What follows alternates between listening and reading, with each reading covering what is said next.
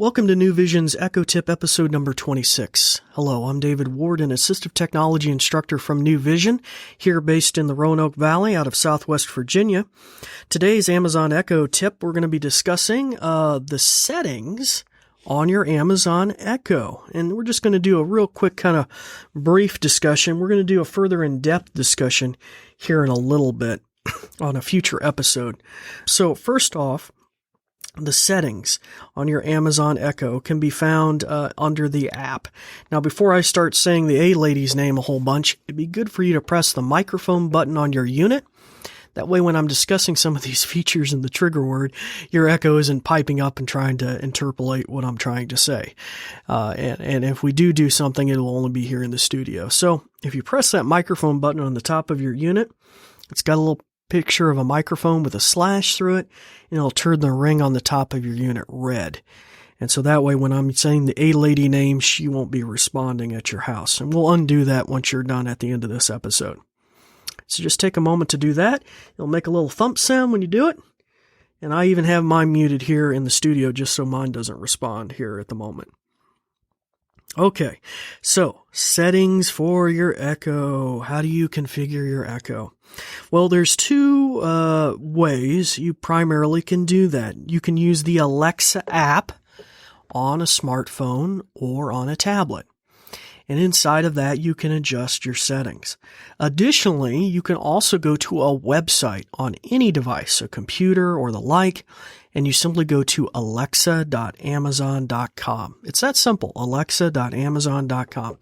You log in with your Amazon credentials, that is your email address and your password, and there you go.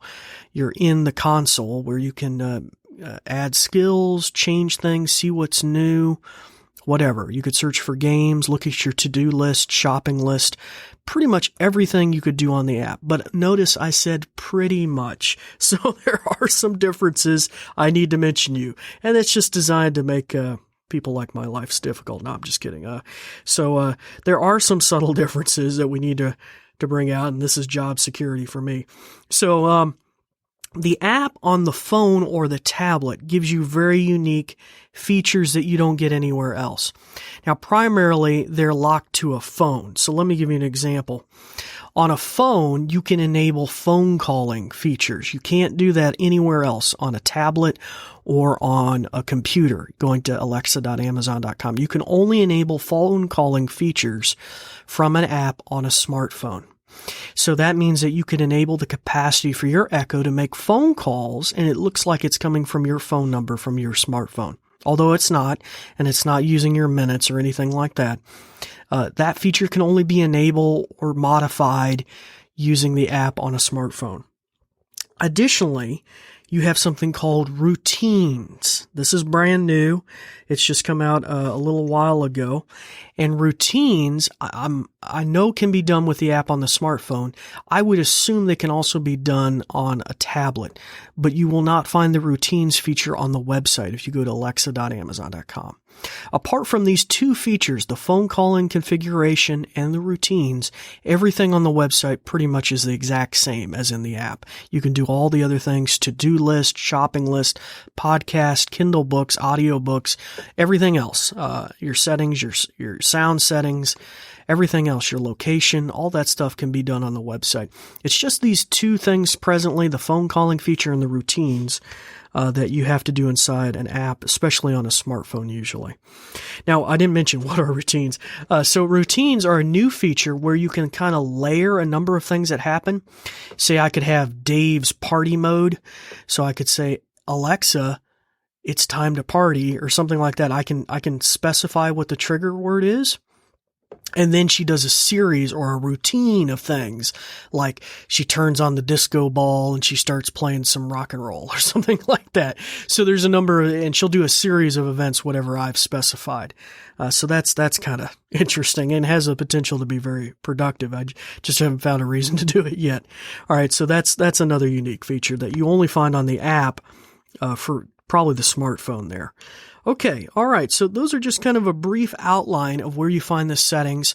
Now, just to be clear, if you're specifically looking for the settings like how you configure your news briefing, your sounds like your alarm sounds and the volume, your location, whether you say Alexa or Echo or a computer, all those kind of complex settings, you will go to alexa.amazon.com, and on the bar on the left, you'll see skills, to-do lists, alarms, but near the bottom of that list, you'll see settings. You would click on that, and that will bring up settings in the middle column of the page. Now, if you're on a tablet or a smartphone in the Alexa app and you're already logged in, that kind of bar is hidden, but to access it, you go to a button in your top left corner. It has 3 lines on it.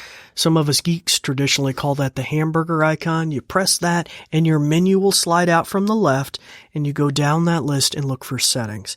And that's another way that you can find it. We're going to drill into a very particular feature here of the settings, and that is sounds. So now that we're both on the same track, no matter who's listening, you have devices down the center and you're looking for your Echo. Now, if you only got one, it's probably going to just say Dave's Echo 1 or Dave's Echo .1 or whatever the case is. Or, Peggy Sue, whatever your name is, it will be listed there. Now, if you have more than one, you'll need to figure out which one you want to customize and which one's which. Because you can customize them to be different. You could have a jingle go off on one part of your house, say in your office, but a different type of jingle for your Echo in your kitchen. You could have different chimes or different sounds. So just bear that in mind. And that'll make sense here in a minute. Okay. So once you select your Echo, you're going to look under, that'll bring up a new page specific to that Echo. And the first heading should be General. And immediately under the General heading will be a button labeled Sounds. So you'll either click on that, or if you're on an app, tap with your finger on Sounds. And then you're going to get a new page that's all devoted to sound settings. And that's really what we were looking for. In particular, today, we're going to zero in on one feature, which is near the bottom of that page, which is called Request Sounds. Request Sounds.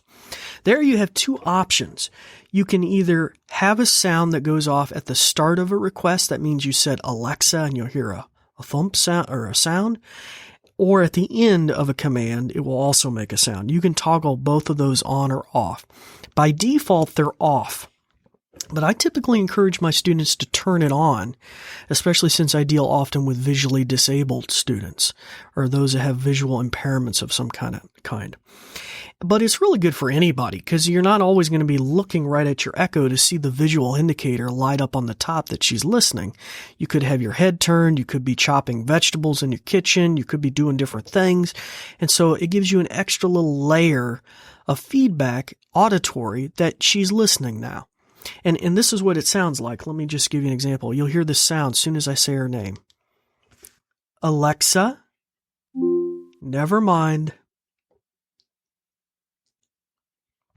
Alexa, say hello. Hi.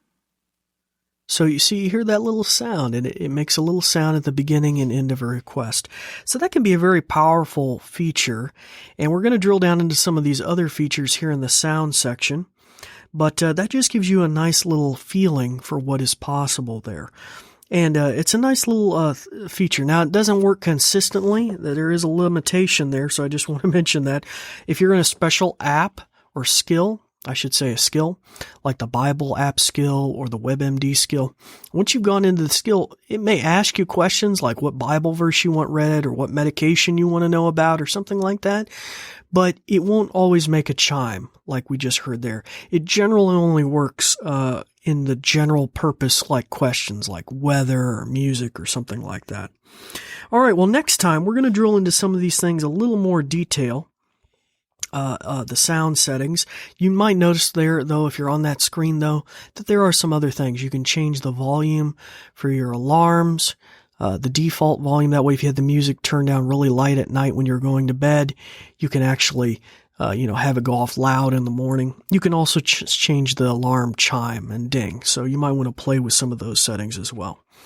But until then, we're gonna close out this episode. Next episode, we're gonna talk about a unique feature called phone calling and how you can do that with your Amazon Echo. Till then, turn that microphone back on your Amazon Echo. Turn that red ring off so you can start using your Echo again.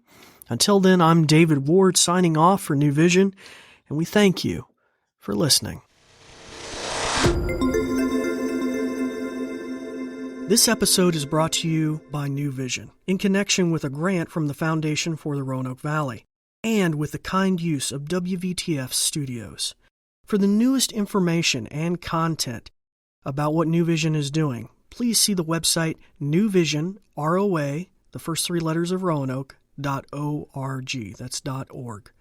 New Vision is a nonprofit that provides information services and assistive technology training to the visually impaired living in Southwest Virginia. These shows are provided for educational purposes. This podcast may not be retransmitted, sold, or reproduced without written permission from New Vision.